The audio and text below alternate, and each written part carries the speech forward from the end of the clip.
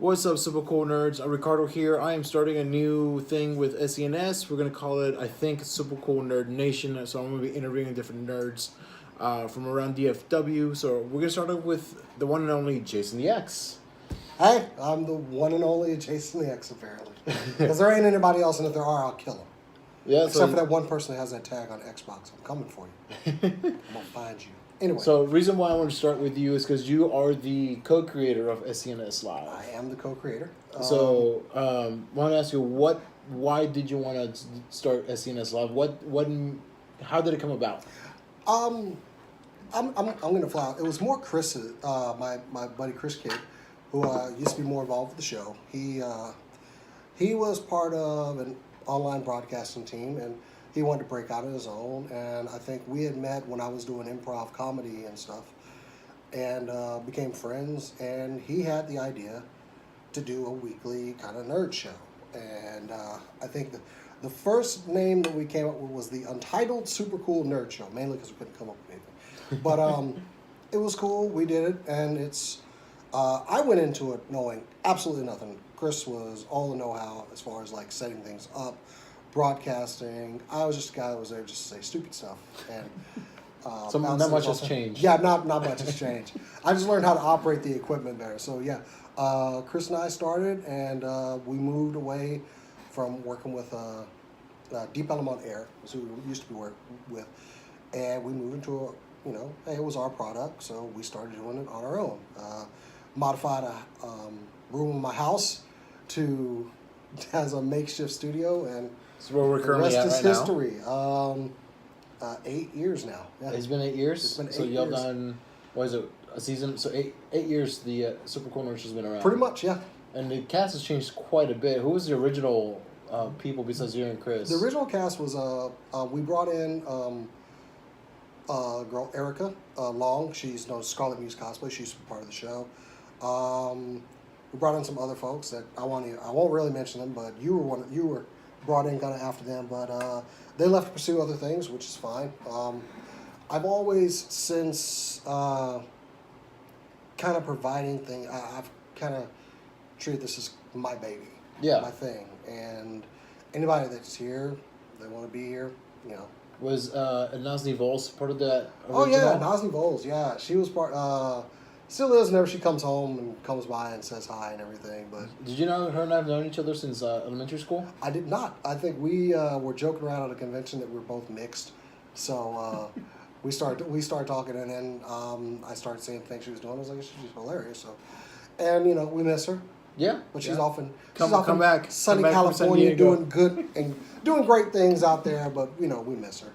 I mean, people have moved on, and the cast has changed quite a bit. But I like to think with new people coming in, things change, new ideas, new pursuits. Right now, I think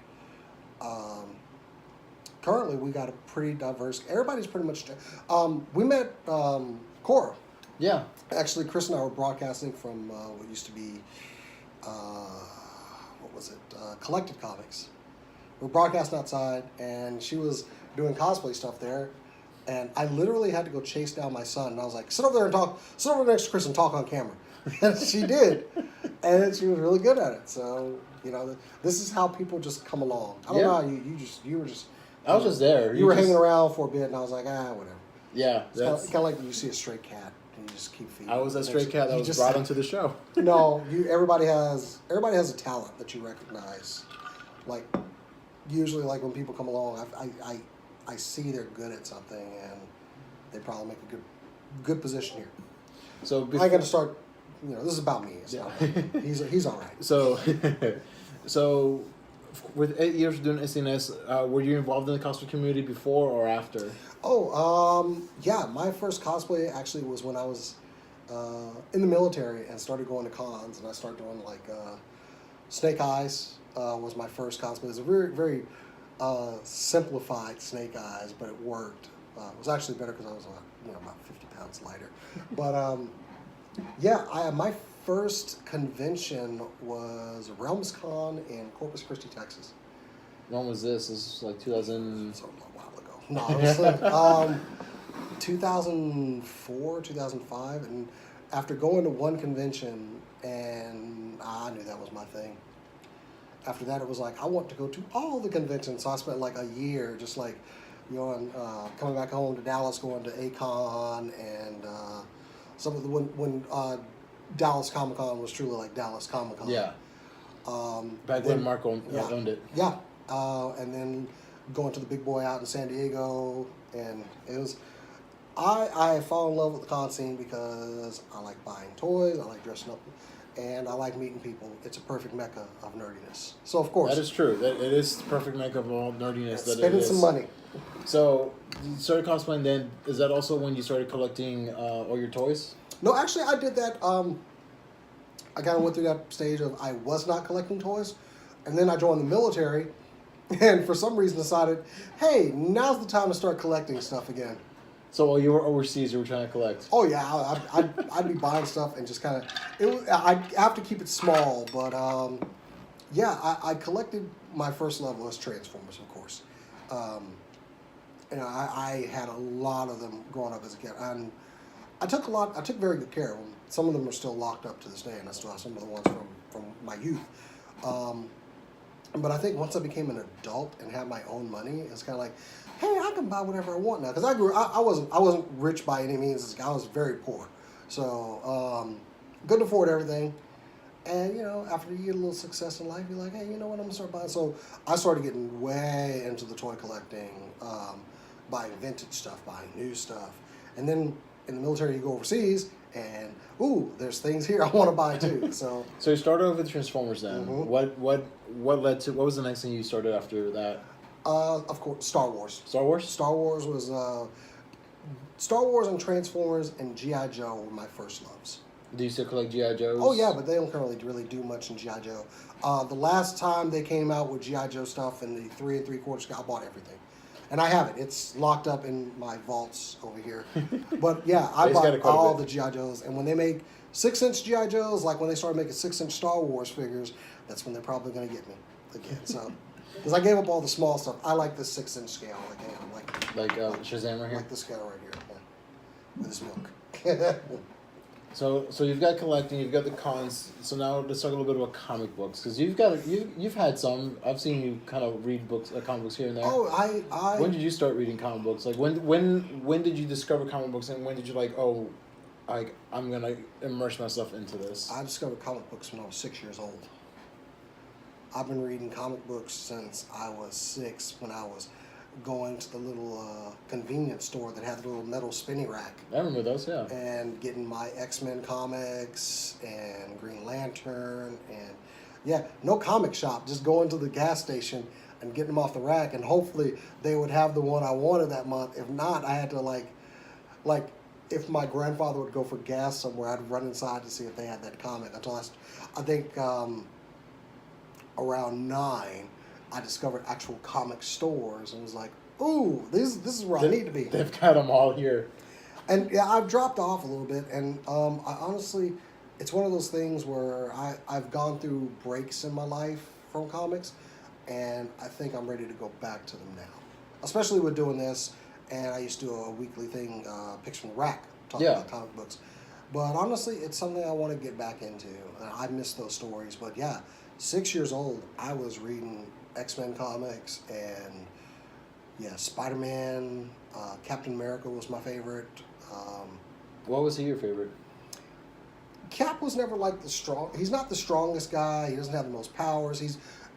He's a powerful guy, but not the most powerful. But he's respected. He's a good leader, and he commands guys like Iron Man and Thor and everybody. They respect him that much to follow his lead, and that's what I saw in Cap. That made me really focus on that character as a kid. Did Cap kind of influence you a little bit to go into the military? Cap influenced me to do a lot of dumb things as a kid, because what would Captain America do?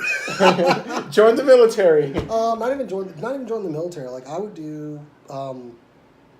I guess what's the word I'm looking for? Anytime there was a moment to do like an act of heroism or something, or do something that was right. Not even so much like doing something that's like just amazingly crazy and risky and saves people. When it was just the moment to do the right thing. Yeah.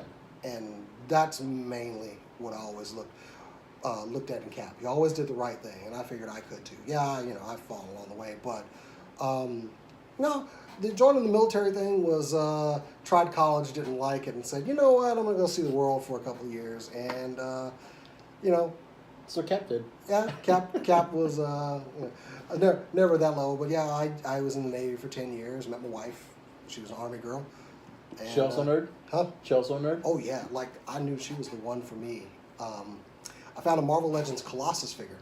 I bring it home. She's playing EverQuest or some game at the time, and I bring out my Colossus figure. I'm like, hey, check it out what I found. And she goes, oh, that's Peter Rasputin from the X-Men. And I went, yep. Did you just call him by his first and last name? She's like, yeah, I read your comics when you're not around. She turned out she was big into comics when she was a kid as well. Her mom threw all of hers out, unfortunately. So, as the parents do, parents, stop throwing away your kids' stuff. But it's valuable. It really I don't throw is. away any of my kids' stuff. Yeah, she's well versed in comic lore. We have some we have serious nerd conversations about certain things, and yes, you find a good nerd, you marry it, and that's what I did. So. That's what I did too. I found myself a good nerd. She loves her Iron Man, so awesome. So what do you see forward for SCNS? For SCNS, What do you want it to do? It's always been a slow growth with SCNS. And granted, I went into this knowing nothing, but I wish I could find like that secret thing that would make people just start watching. But it's something I love doing. So regardless if it never grows or anything, I would always just want it to keep up until one day it did. Even if one day I grew out of it, I could at least still be there and maybe usher somebody else in to do the on-camera stuff, but always be there. It's never been about something with wanting to be like nerd famous or something. I always liked seeing people like old school G4. Okay, yeah. With X-Play and shows like that. I was in love with those shows, and I love that those hosts back then, they were happy what they were doing. And I like talking. Yeah. Talking has always been something I was good at. And talking about the things I love was even easier. So that's why I do this. And cool. One day I'd love to see it be a big success. But everything I do, I've learned has been through, just trying to find the resources to learn how to video edit, how to broadcast things. I didn't know any of this going in. How does this gear work? And now I have a couple $1,000 worth of equipment and whatever, and still don't know how to use all of it. But I'm getting there. You learn as you go. I do learn as I go, and that's been the thing. There's always something more to learn with this, and I think there's always going to be a chance for it just to be a huge thing, and I hope more people watch it. Cool. Well, Jason, thank you so much for being on. Being my first guest. That's the first guest on this. I mean, what a way to start with the co-creator of SCNS Live. So y'all need to all be a part of this interview and stuff. Stuff falling over. I'll be contacting people throughout the next couple of weeks, and so if you want to come on, just let me know, and we'll set up a time and date. So, Jason, thank you so much. Thank you for the whiskey.